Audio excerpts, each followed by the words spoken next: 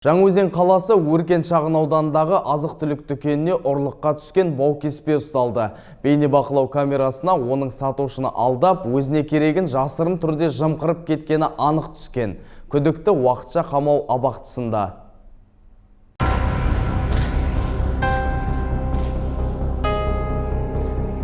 Қазанның 29 күні кешқұрым шағын аудандағы азық-түлік дүкендерінің бірінде ұрлық тіркелді. Жол бойында орналасқан дүкенге кірген баукеспе камераның бар жоғына мән бермеген.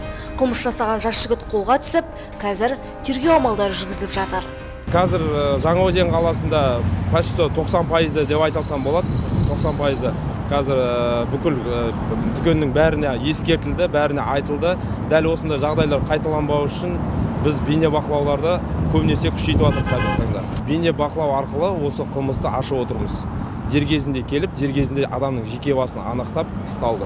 Участковыйдың соткышына звондадым. Сариев, Бағлан, сосын Нұрсұлтан деген Сәрсенов Нұрсұлтан болу керек. Соған звондадым, дереу жетіп келіп, ана біздің бейнебақылаудан қарап, өзі неғылып, сол баланы тауып неғылды, дереу бәрін шара қолданып көмектесті. Кәсіпкерлік нысандарға бейне бақылау камерасын қою қылмыс пен түрлі бұзақылықтың алдын алады дейді мамандар. Дабыл белгісі бекітілген темір есік пен терезе салу сақтық.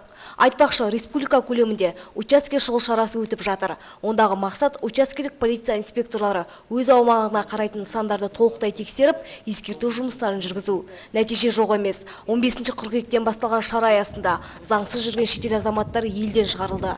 Сонымен қатар, нөлдік төзімділік бойынша біршама құқық бұзушылықтар анықталды.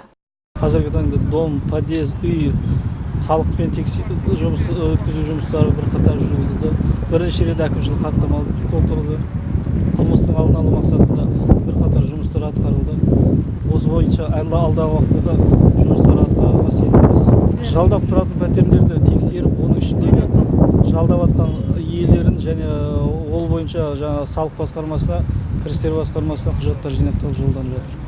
Жыл соңына дейін жалғасатын шұғыл шара аясында жергілікті полицейлер тұрғындармен кездесіп, заң талаптарын түсіндіруде. Сонымен қатар байланыс нөмірлерін беріп, үйлерді аралап, өздерін таныстыруда. Айнұр Мейрамбайқызы, Ержан Базарбаев, жаңалықтар.